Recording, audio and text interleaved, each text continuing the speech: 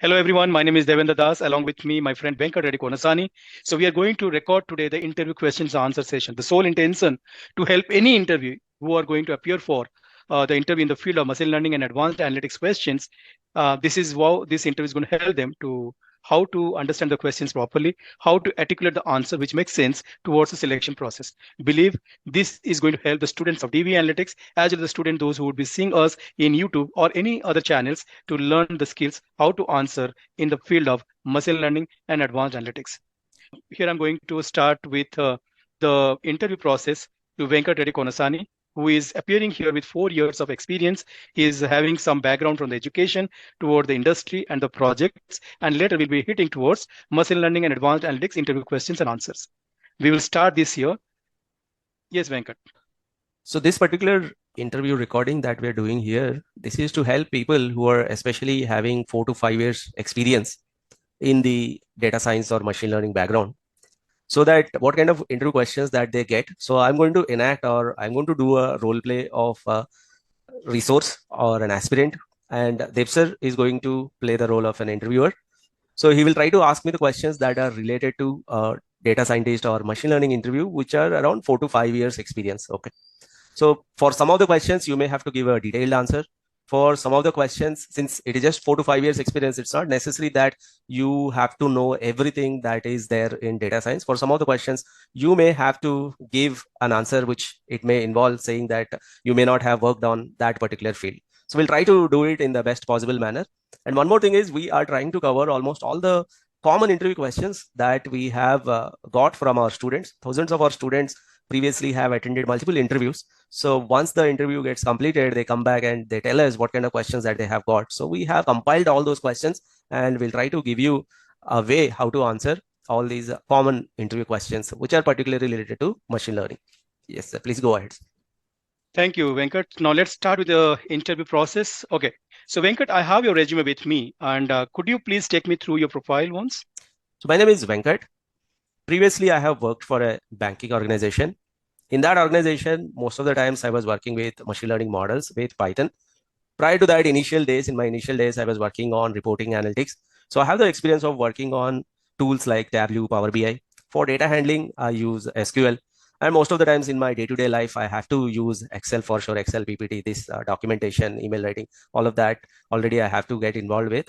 So recently, from past 2 years, most of the times I'm spending my time on Python and some of the machine learning techniques.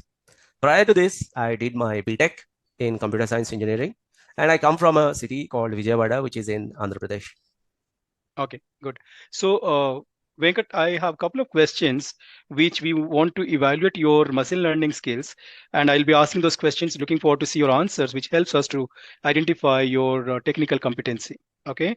So the first question, explain the various or explain the difference between the classification and the regression model in machine learning. So classification and regression, they differ when it comes to the target variable. What are you predicting? If you are predicting a target variable, which is like a classification or a categorical variable, if you are predicting whether a customer will buy the product or not buy, or in credit risk, you're predicting whether the customer will be a defaulter or a non-defaulter, or a particular transaction is fraudulent or non-fraudulent, or a particular email is spam or non-spam. These are all classification models where you're trying to predict either this class or that class. Whereas in regression, the target variable is continuous. For example, if you're predicting sales, monthly sales, or if you are predicting loss percentage, if you are predicting number of users or number of customers, if the target variable is continuous, those kind of problems are known as regression problems. If the target variable is categorical, 0, 1, 2, 3, 4, limited values or limited classes, those type of problems are known as classification problems. Okay, I will have a couple of more questions to evaluate your technical competency in the field of machine learning. What is machine learning and how does it differ from a traditional programming skills? So machine learning, if you see the broad definition of it, or in layman's language, an easy way to understand machine learning is a machine is trying to understand the patterns in the data. Using those patterns, we create a mathematical equation. Using that equation, we can make a prediction. An example would be, I can take the data of all the customers' financial history, in the sense, how many loans they have taken, how many times they have paid late, what is their monthly utilization, what is their income, Based on that, I can predict whether a customer is going to get defaulted or not. So before giving a loan, I can predict whether he's going to be defaulted or not. That is the typical your credit risk model, or the CIBIL score is calculated around that. Now that is machine learning, which means you don't need to cover all the particular patterns or all the patterns in the data. You give a particular data set, the model will learn and makes a prediction. Now, traditional programming is rule based. You have to give certain rules. It will just follow the rule. If you're writing a program, if this happens, then what is the predicted value? Now, if there's a new item or if there's a new customer that comes in, a traditional program, it will check whether previously given values, does it contain or not in my previous cases. In my previous cases, if this customer is not there, then traditional program cannot make a prediction.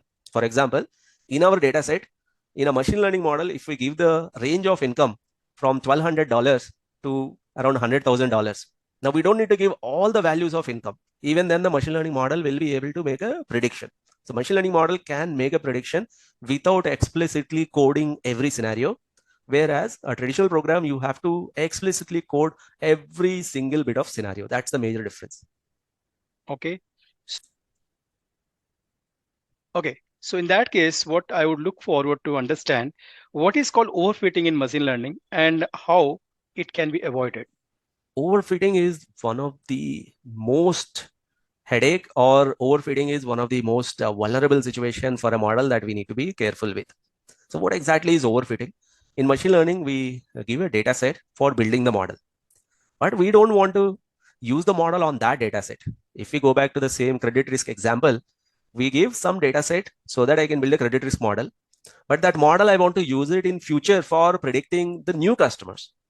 So I'll build a model on the old data. I'll use the model when a new customer comes in, whether this customer will pay back or not, whether this customer will get defaulted or not. So I'm going to use it on the new data set. Now, what is overfitting? A machine learning model looks perfect on the data set that I have given to it. The machine learning model will show 100% accuracy on the data set that I have used for building. That data set name is known as trained data. So machine learning model shows 100% accuracy or a very high accuracy on the trained data, the data set that is used for building the model. And the same model will utterly fail on the test data. What is test data? Or a future data set, it will fail, or any other data set, it will fail. That is known as overfitting. Overfitting means a machine learning model is overly understanding or almost memorizing our trained data. It will work only well on that particular trained data set. That is known as the problem of overfitting. And the overfitting happens if the model is too complex. If we take a decision tree model, overfitting happens if the tree is too large. If you take a logistic regression model, overfitting happens if you involve too many features, if you do too much of feature engineering so that you can increase the model accuracy. So overfitting can be avoided by simplifying the model. First of all, you can identify it by building the model on the trained data, by checking its accuracy on the test data. If trained data accuracy is very high, test data accuracy is relatively low, then you will say the model is overfitted. You can avoid overfitting by simplifying the model, or in some other cases, in advanced machine learning models like random forest and boosting, by fine tuning the hyperparameters, we can avoid the problem of overfitting. So what is cross validation in machine learning?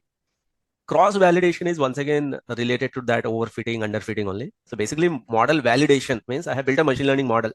I have to tell how good that model is. Model validation means how good that model is. That model going to work or not? If we go to regression, model validation measure is R square. Higher the R square, better the model. If I go for classification models like logistic regression or decision trees, the model validation measures are confusion matrix, accuracy, precision, recall. So these are all the model validation measures. What do you mean by cross validation? Validating on the trained data set as well as some other data set. Let's call it as test data or validation data. That is known as cross validation, validating it on some other data set other than the data that you have just used for building the model. Okay. Why we go for feature engineering in machine learning and what is its importance? Feature engineering is the art within the data science, or why data scientists are called as scientists. So this is where that science part is coming, or the scientist part where we have to do. For example, there's a particular feature. Let us suppose you're building a model. You have 4 features. Okay. If you directly use those 4 features, maybe the model accuracy is very less. Feature engineering is that particular technique where by using those 4 features, by slightly modifying them. So basically, feature engineering is a technique where we take the existing feature and we try to extract the information manually and then send it to a machine learning model. So creating new features from the existing features so that the machine learning model will be able to learn the pattern. One of the example is the binning technique. For example, there is a variable directly. If you use it in the model, it's not showing good accuracy. But there are some bits and pieces. There are some bins in that particular variable where there is a good pattern, but we are losing out on that. Or if you directly use that variable, the model may not be able to learn. So by doing this binning, we can extract that small information, give it to the model, it will increase the accuracy. Another one is, for example, if there is a column called region, which takes values east, west, north, south. Since these are non-numerical, you cannot directly use them in the model. Directly, if you use it in the model, you'll get an error saying that these are non-numerical, you cannot use them. How do you, for example, in one of the region, the sales is very high. In one of the region, the sales is very less. The machine learning model will find it very helpful while predicting the sales. Now, how do you give that information to a machine learning model? By doing one-hot encoding. That is one of the feature engineering technique. For example, sometimes you have a variable called date. Date is 19th February 2024.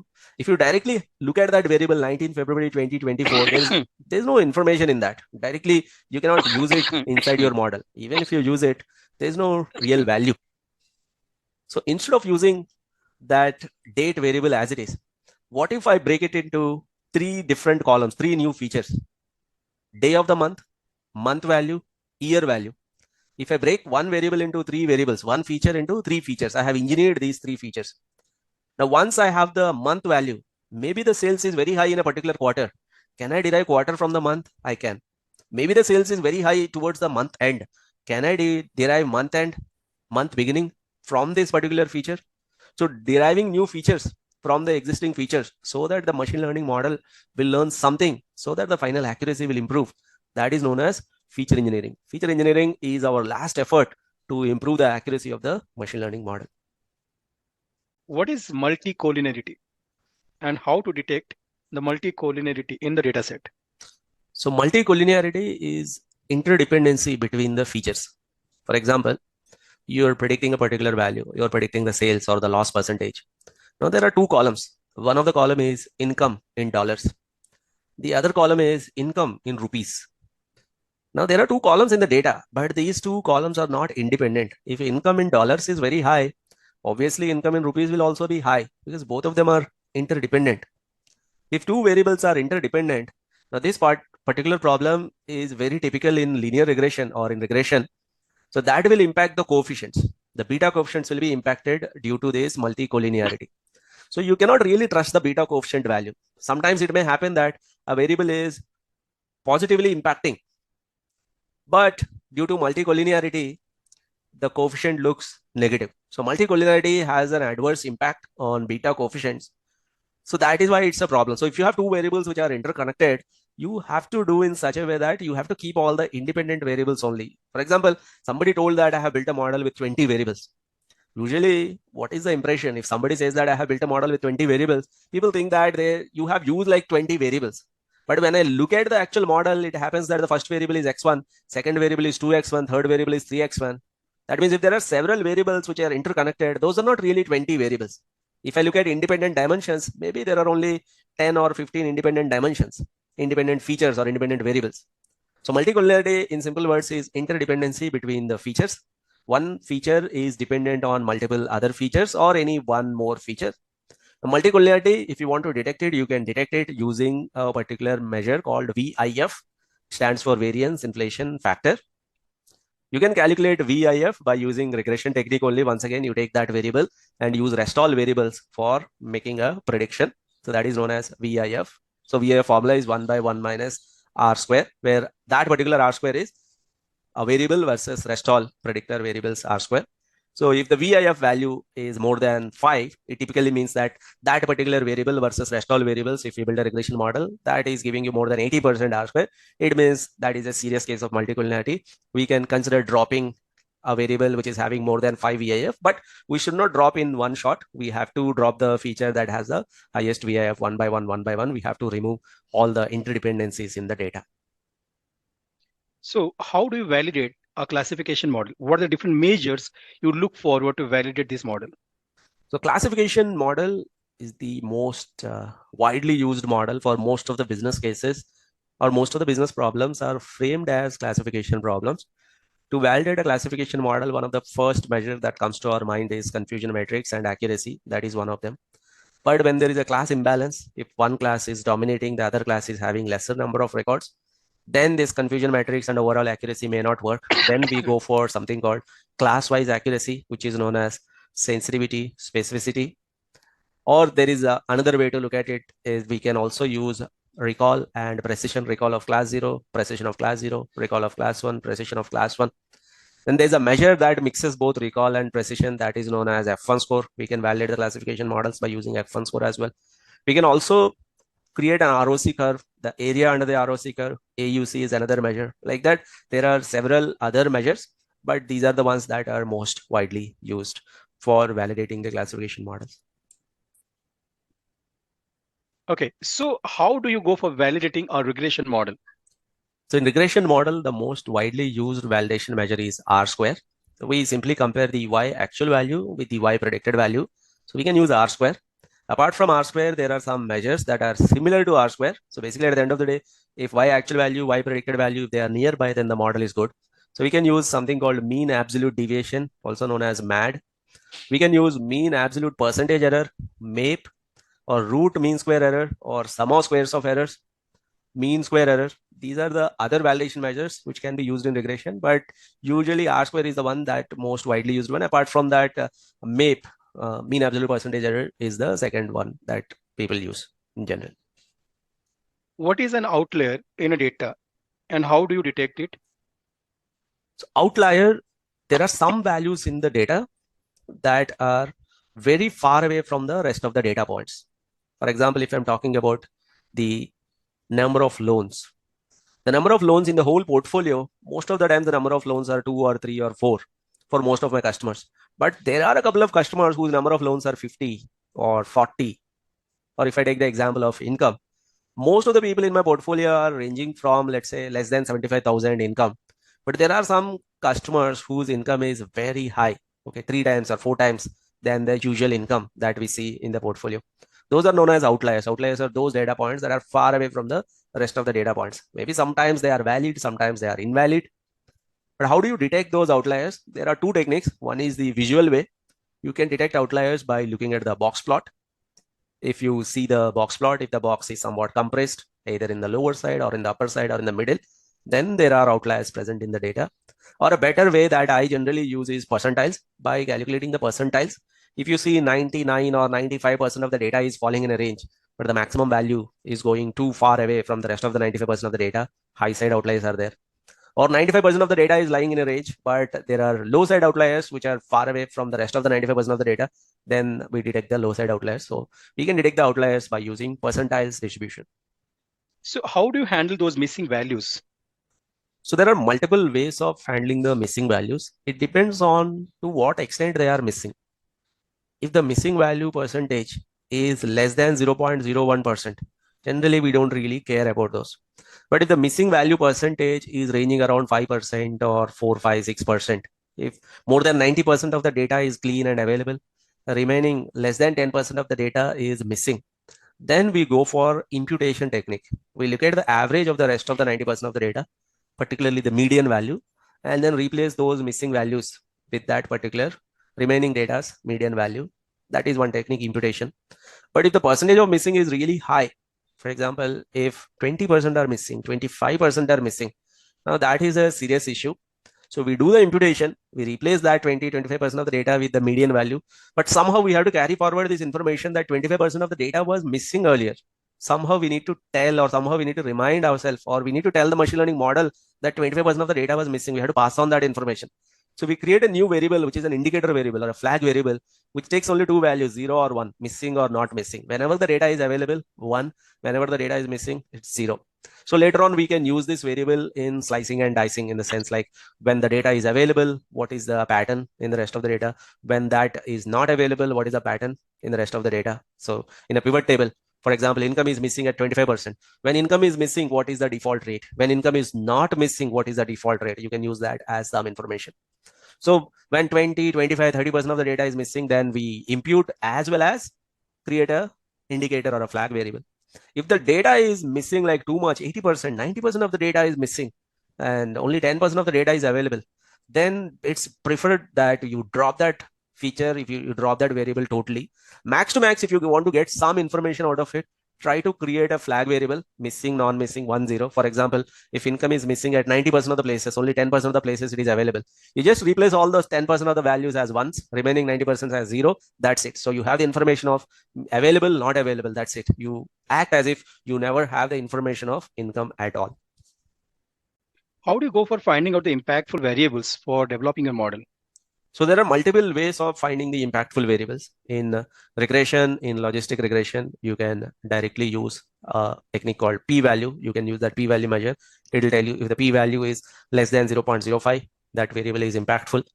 If you come to decision tree model, you can use something called information gain. That will tell us whether a variable is impactful on the target variable or not. If we see some other little advanced techniques, maybe information value, IV, can be calculated, weight of evidence information value can also be used for detecting whether a variable is impactful or not. The simplest way is if you're working on a regression problem, you can directly calculate the correlation coefficient. If that correlation coefficient value is high, that variable is impactful. So what is the difference between random forest and single decision tree?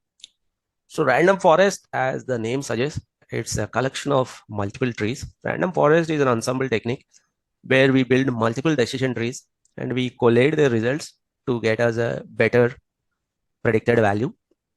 A single decision tree compared to a random forest, as the name suggests, a single decision tree is one tree, whereas random forest, multiple trees. The major difference is a single decision tree may not be able to capture all the patterns in the data. It may lose out some of the patterns, but a random forest has a better ability to capture all the patterns in the data. In general, usually 2 to 3% lift in the accuracy, definitely you will see with the same data if you're using a random forest model when you compare it with decision tree. Sometimes it is also observed that the accuracy when you do a random forest is much higher compared to a decision tree. Have you worked in deep learning projects? In my 4 years experience in banking, most of the times I have been working with logistic regression and decision trees. Recently, we started exploring these ensemble models. Honestly, I never worked on any of the practical deep learning projects, but out of my own interest, I have read few things about TensorFlow. I have I watched some of the YouTube videos on convolutional neural networks, etc. But honestly, in my projects, I never worked on deep learning. So I understand out of interest, you have learned deep learning through different channels. So you said about CNN. Could you please tell me what is CNN algorithm and where more extensively we are using it? So CNN stands for convolution neural networks. Basically, it is mostly used for image processing problems. So CNN is a special case of ANN, artificial neural network. So in artificial neural network, you have something called a hidden layer. In convolution neural network, there's a new concept that has been introduced, which is known as convolution layer.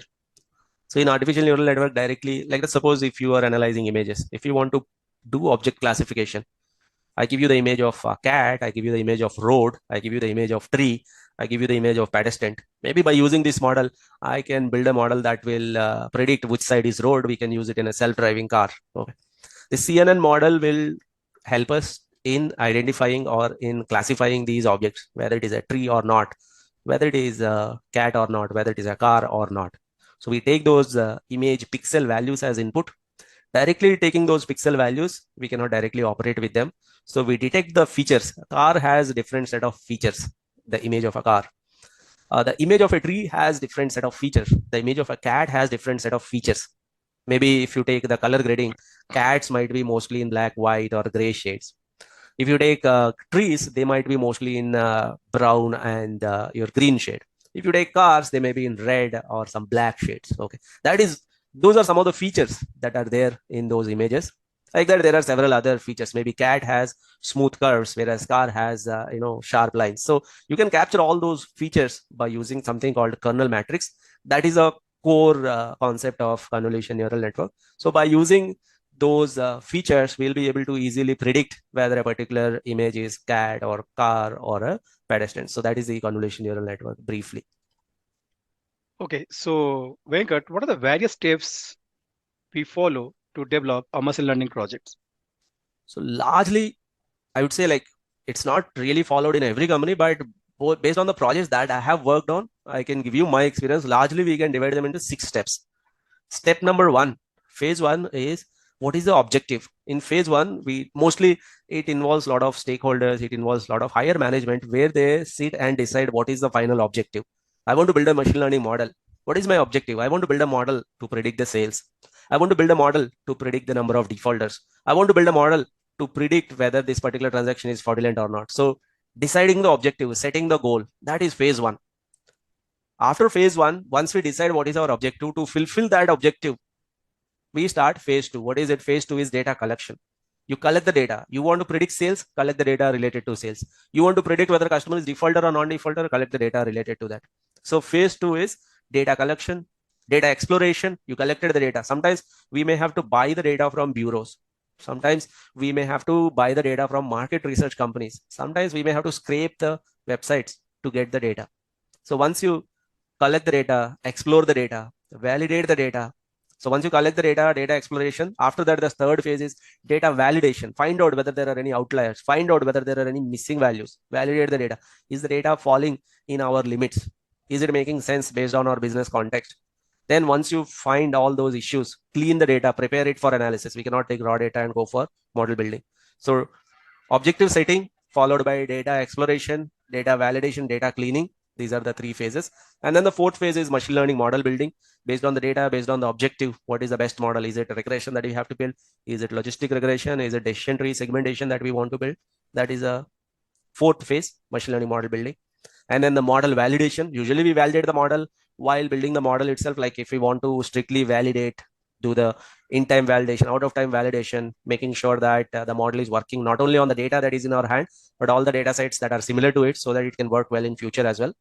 And finally, model deployment. So I would say there are 6 phases, starting from setting of the objective, data collection, exploration, data cleaning, preparing for analysis, model building, model validation, model deployment. My experience generally, most of the times I spend my time on phase 2, data exploration, phase 3, data validation cleaning, phase 4, model building, phase 5, model validation. I did not get a chance to work on model deployment. Usually the company that I have worked with, there is a separate team that takes care of model deployment.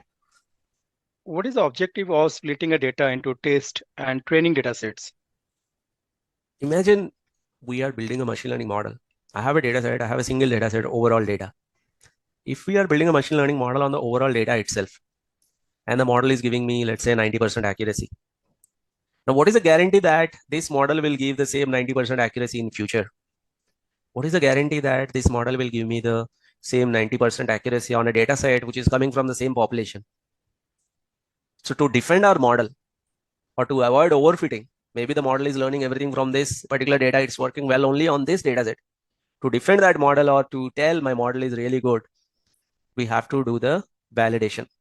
So usually what we do is we take the overall data, randomly take 80% of it, call it as trained data, build the model, take the remaining 20% of the data, call it as test data, validate the model on it.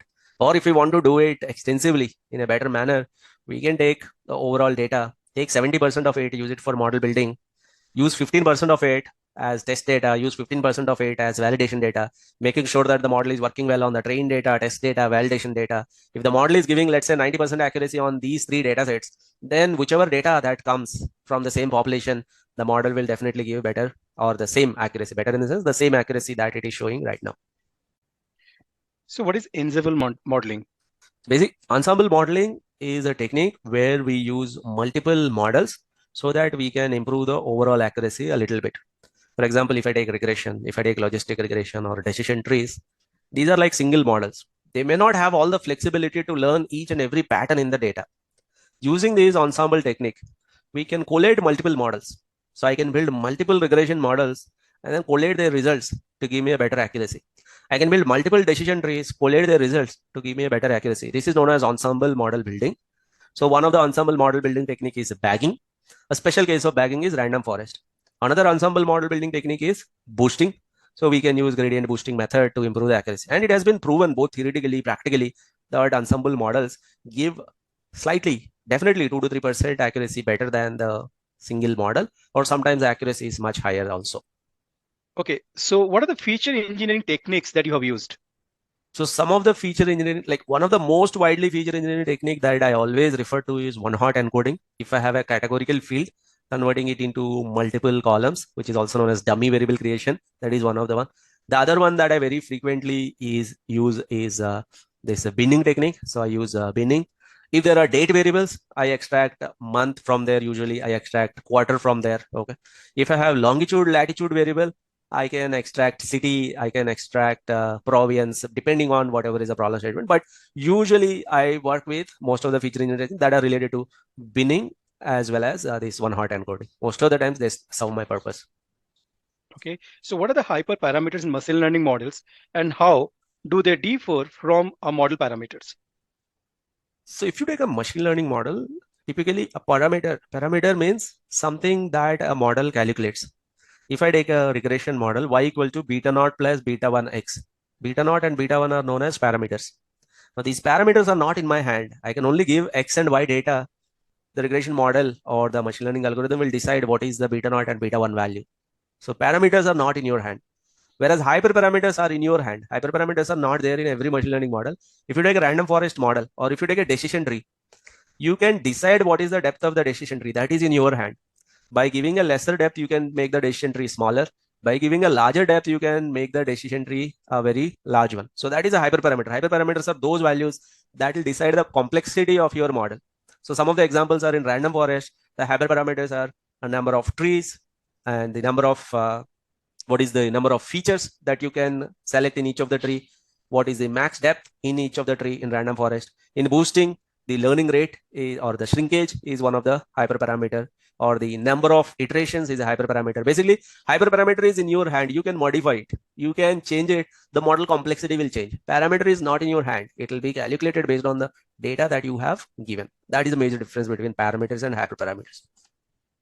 What are the common challenges you might have encountered while developing a machine learning projects from a large data set? So one of the biggest issue, or let's say there are several challenges that we encounter depending on the type of the machine learning model that we are using. The initial challenge that comes to us is the problem with the data. The first challenge that presents itself is there are outliers in the data, there are missing values in the data, and there are unique issues for each of the column. Maybe one column has 2% outliers, one column has 3% outliers, another column has 5% missing values. Column by column, variable by variable, we have to look at each and every variable. We cannot just simply overlook any of them. They may have a huge impact on my model at the later point of time. So the first issue that comes is in the data exploration, validation, cleaning phase. So once we clean all that data, once we build the model, during the model building phase, the biggest challenge that comes is sometimes the data that we have, the variables may not have the complete information. They may not have the predictive power. I have the data, that's all right, but it is not giving me the accuracy that I'm looking for. The model is not as good as that I thought of. And there's no way I can go back to the data team and ask for more columns. I have to manage the same columns that are there in my hand. So I may have to try various feature engineering techniques to improve the accuracy. And it's not that simple that I just try a feature engineering technique, it is giving me better accuracy. So the second challenge that I generally face is with the data, how do I improve the accuracy? Then the third challenge that comes usually is once I get a decent, good model, the model tends to get into overfitting sometimes. Overfitting, underfitting is another issue. Okay. So that is the final challenge that generally comes, like where I have to try various hyperparameters, try various fine-tuning techniques to make sure that my final model is working well on the trained data as well as working well on the test data and the validation data perfectly. Okay, do you think that data processing is important for machine learning? If you ask me, data processing is the most important step, because no matter how great a machine learning model can be, it learns the patterns from the input data. If the input data is totally junk, no matter how great the machine learning model is, the final output will be junk only.